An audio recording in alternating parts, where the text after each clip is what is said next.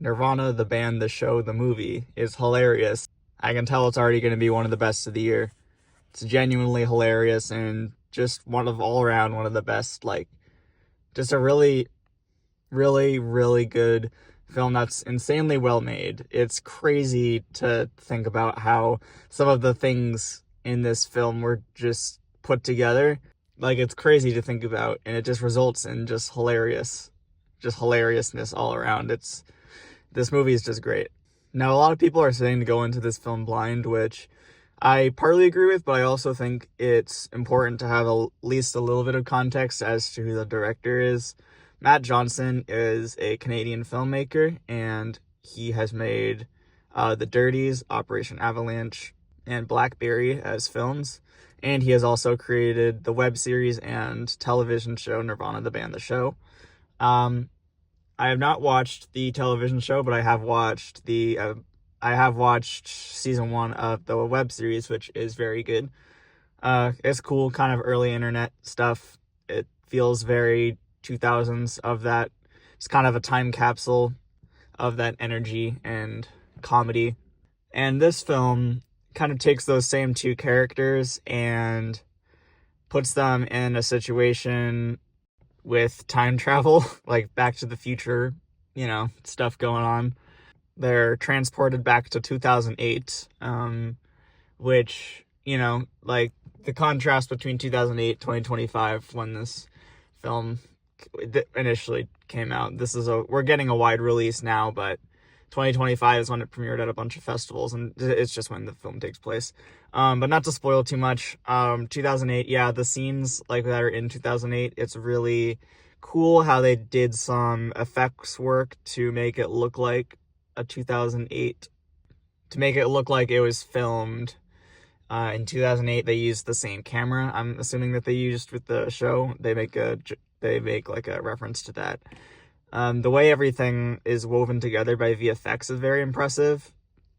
Like, it's not like crazy VFX work, but it's just little things like that really make you appreciate like little touches that VFX artists can make to make something. Like, I know a lot of people rag on like CGI heavy films, but like touch-ups like this is really like what is cool about CGI, to enhance certain things and really just show how impressive Matt Johnson's crew is in terms of making media like this. It's very, so if you don't know anything about him, it's basically kind of real world reactions with scripted things, kind of like in a documentary style. It's really cool, and I like films that are in that style.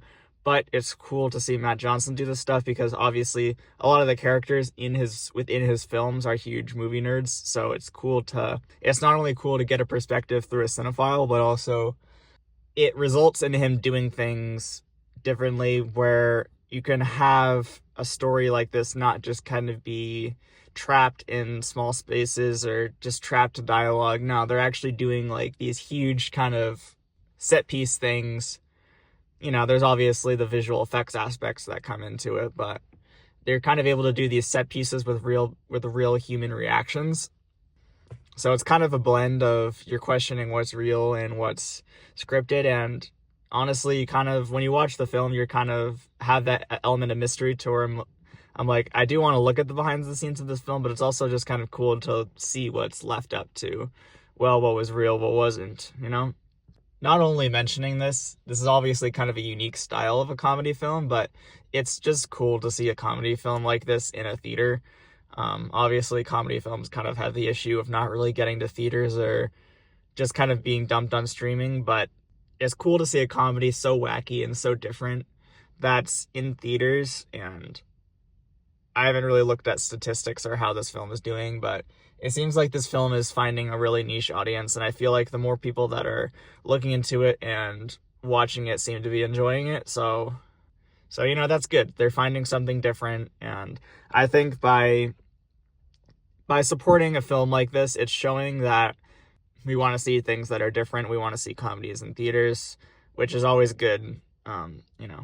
It's good to show up and support like films that, we want to see. If we show up and pay money to see them, then that's how stuff like this gets made, so it's good.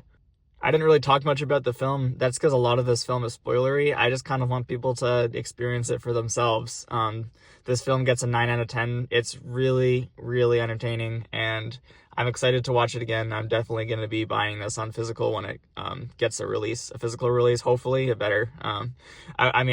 It better get a physical release. If it doesn't, I'm going to be pissed. But, you know, will buy this film to show my love, because I do really enjoy what this film is, and just watching the film because it is a very fun film to watch.